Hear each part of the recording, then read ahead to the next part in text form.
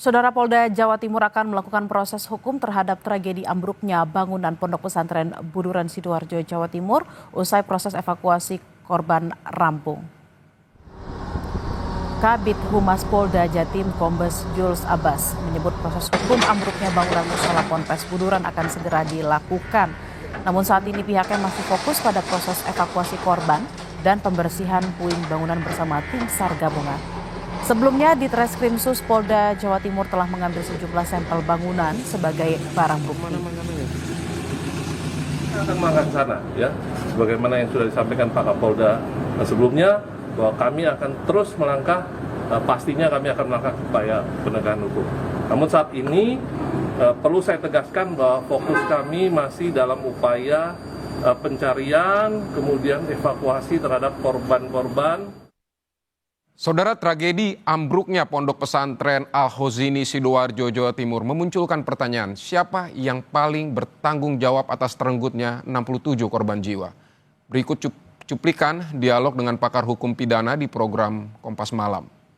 Dalam KUHP itu mengatur bahwa kealpaan yang menyebabkan kematian orang ini bisa dikenai sanksi pidana. Dan siapa yang alfa inilah yang harus diselidiki. Jadi siapa saja yang secara hukum dapat bertanggung jawab atas tragedi ini? Iya, konstruksi kelalaian itu namanya kekurang hati-hatian, kekurang cermatan. Bahkan dalam doktrin hukum, kelalaian si korban tidak menghapuskan sifat pidana dari pelaku yang bersangkutan. Kan itu. Oleh karena itu, kalau kita melihat sebagai bentuk pertanggungjawaban pertama adalah bagaimana siapa yang membangun itu. Oke. Tahun berapa? Siapa yang melakukan perencanaan? Yang kemudian juga bertanggung jawab juga siapa pemimpin ponpes yang bersangkutan.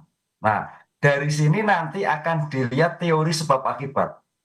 Apakah dari pimpinan ponpes itu sudah menyerahkan? Apakah ponpes langsung melakukan suatu kegiatan pembangunan? Apakah itu dikerjakan sendirilah? Di sini saya kira nanti Polda akan mengidentifikasi, melakukan penyelidikan, konsep awalnya seperti apa. Lah, ini yang saya kira sejak dini Polda tidak menunggu evakuasi, tapi tetap juga melakukan dari suatu ambruknya seperti ini. Karena ini bukan delik aduan, Mbak. Ini delik umum. Jadi begitu ada korban meninggal, tanpa diminta, Polda harus turun tangan, sekaligus evakuasi, sekaligus mengidentifikasi, sekaligus melidiki. Kan itu, Mbak. Sehingga dalam suatu TKP itu tidak ada kehilangan jejak. Oke. Tidak ada suatu gambaran yang rusak begitu. Oke, Prof, tadi Prof bilang bahwa yang bertanggung jawab itu rata-rata adalah mereka pengurus pondok pesantren. Tapi kalau melihat daripada proses pembangunannya, apakah pihak pemborong ini juga bisa dikenai sanksi? Nah, makanya tadi nanti kita lihat, apakah dalam pembangunan tersebut langsung dikendalikan oleh pimpinan, apakah diserahkan pada proyek pembangunan yang dilakukan. Dengan demikian, bagaimana standar bangunan yang dilakukan, bagaimana konstruksi kekuatan yang dilakukan. Ini harus dilihat, Pak. Oleh karena itu polisi ini nanti, penyidik polisi akan melihat masing-masing yang terdapat dalam ponpes akan dipanggil semua. Dilihat sejarahnya.